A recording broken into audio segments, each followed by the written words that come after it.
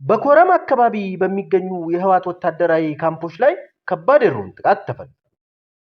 በደረሰው አስተማማኝ መረጃ መሰረት በኮረም አካባቢ ተሰግስገው በሚገኙ የህወሓት የጥፋት ቡድኑ ወታደራዊ ካምፖች ላይ ዛሬ ኃይለኛ የድሮን ጥቃት መፈጸሙን ታውቋል። በዛሬው ዕለት በተወሰደው እርምጃ በኮረም አካባቢ በሚገኙ የቡድኑ ወታደራዊ ካምፖችና ይዞታዎች ሙሉ በሙሉ መውደማቸውንም ምንጮቻችን ገልጸዋል። ይህ ሰበር መረጃ ወደ እናንተ እየተላለፈ ባለበት በአሁኑ ሰዓትም ቢሆን በስፍራው የሚወሰደው የአየር ላይ እርምጃና ድብደባ በተከታታይ እንደቀጠለ ለማወቅ ተችሏል።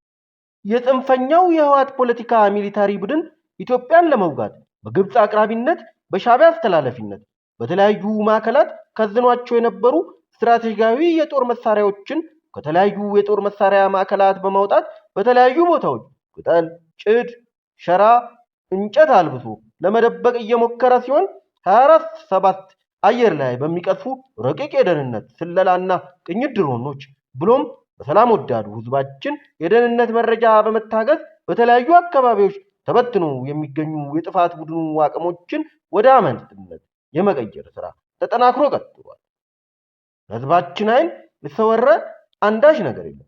ተማማኝ መረጃ የመስጠት ተግባሩን አጠናክሮ ከመቀጠል ባሻገር የጥፋት ቡድኑ ጦር መሳሪያዎች ከሚገኙበት አካባቢዎች ራሱን ማራቅ ይጠበቅበታል። በተመሳሳይ ጽንፈኛው ኃይል ለግልና ቡድናዊ ጥቅሙ መሳካት ሲል በአውደ ግንባሮች ያሰማራቸው ታጣቂዎች ምሽጋቸውን በመልቀቅ ወደ ቤታቸው እንዲሄዱ ወይም አፈሙዛቸውን ወደ ጥፋት ኃይሎች ሊያዞሩ ይገባል ስንል መልእክታችንን እናስተላልፋለን።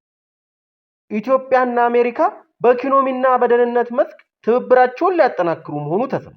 ኢትዮጵያና አሜሪካ በኢኮኖሚ በፖለቲካዊ ጉዳዮችና በደህንነት መስኮች ላይ የነበራቸውን የሁለትዮሽና ቀጠናዊ ግንኙነት የበለጠ ለማጠናከር የሚያስችላቸው ጉዳዮች ላይ መክሯል። ውይይቱ የተካሄደው በአሜሪካ የፌዴራል ባለሙሉ ስልጣን አምባሳደር ብናልፍ አንዱዓለም ከአዲሱ የአሜሪካ የውጭ ጉዳይ መስሪያ ቤት የአፍሪካ ጉዳዮች ተወካይ ረዳት ሚኒስትር ዊሊያም ፖፕ ጋር በዋሽንግተን ዲሲ ባደረጉት የመጀመሪያው የትውውቅና የምክክር መድረክ አምባሳደር ብናልፍ አንዱዓለም እንደገለጹት ለአዲሱ ረዳት ሚኒስትር ዊሊያም ፖፕ ከተሾሙት አዲስ የስራ ኃላፊነት ጋር ተያይዞ እንኳን ደስ አሉት መልእክት ያቀረቡ ሲሆን በውይይቱም በሁለቱ ሀገሮች መካከል ያለውን ታሪካዊና ዘመናትን የተሻገረ ግንኙነት ወደ ላቀ ደረጃ ለማሸጋገር ፍላጎት እንዳለም ገልጿል። በተለይም በኢኮኖሚ ትስስር፣ በንግድ ኢንቨስትመንት ማደግ፣ በፖለቲካ ውይይቶች እንዲሁም በቀጠናው ዘላቂ ሰላምና ደህንነት ማረጋገጥ በሚቻልበት የጋራ ጉዳዮች ላይ አብሮ ለመስራት ዝግጁ መሆናቸውም ተሰምቷል። የሁለቱ ሀገራት ስልታዊ ጥቅሞች ሊያስከብሩ በሚችሉ ዋና ዋና ነጥቦች ላይ በጋራ ለመስራትና ግንኙነቱን አጠናክሮ ለመቀጠልም ከስምምነት ላይ መደረሱም በትግራይ ክልል የተለያዩ ጥቃቶችን በመፈጸም ህዝብን ለማነሳሳት የተወጠነ ሴራ መኖሩን ምንጮች ገልጸዋል። በህወሓት አመራሮች ዘንድ በቅርቡ በሸረሪና በኩል ከተካሄደው ውጊያ በኋላ የትግራይ ወጣት ዳግም ወደ ጦርነት የመግባት ፍላጎት እንደሌለው መረጋገጡና ይህም በቡድኑ ዘንድ ከፍተኛ ስጋት መፍጠሩ ምንጮች ገልጸዋል። እንደ ምንጮች ገለጻ አመራሮቹ ቀደም ሲል የትግራይን ህዝብ በፕሮፓጋንዳ በማስፈራራትና የስነልቦና ጫና በመፍጠር ለተጨማሪ ግጭት ለማዘጋጀት ያደረጉት ጥረት ሳይሳካ ቀርቷል።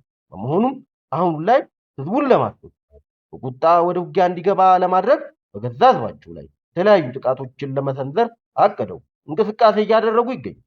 ይህ ጥቃት እቅድ በትግራይ ተወላጆች ላይ ብቻ የተወሰነ እንዳልሆነ የሚጠቅሱት ምንጮች በተለያዩ የኢትዮጵያ ክፍሎች፣ ብሔሮች፣ ሃይማኖቶች መሰረት ያደረጉ ግጭቶችን በማስነሳት የንጹሃን ዜጎችን ደም ለማፍሰስ መታሰቡን ተመልክቷል። በዚህ እንቅስቃሴ ዋና ዓላማ ቀደም ሲል በኢትዮጵያ ህዝብ ዘንድ ውድቅ የተደረገውና እንዶ በመባል የሚታወቀውን ስትራቴጂካዊ ጥረት እንደገና ተቀባይነት እንዲያገኝ ማድረግ እንደሆነም ተጠቅሷል።